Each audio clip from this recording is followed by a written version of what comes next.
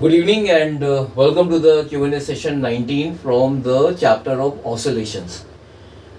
So the topic for the today's session is factors affecting the total energy of a particle which is executing the simple harmonic motion.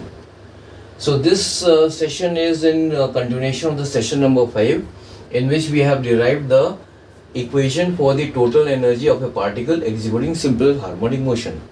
So here the question is, the total energy of a particle executing simple harmonic motion is, there are four options. First option is, it is proportional to x, where x is the displacement of the particle from its mean position. So here second option is x squares, third option is root x, and the fourth option is it is independent of x.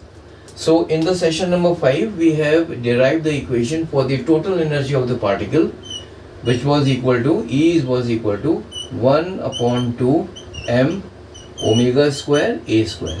Now here a is the amplitude of simple harmonic motion,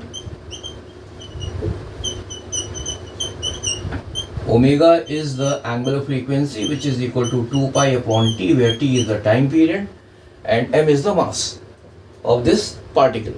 So from this equation we can simply see that the total energy of the particle is independent of x.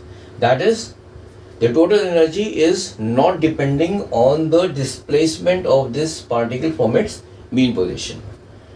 So in the next session, that is in the session number 20, I will be coming up with a different type of a question, and the topic will remain the same, that is a simple harmonic motion.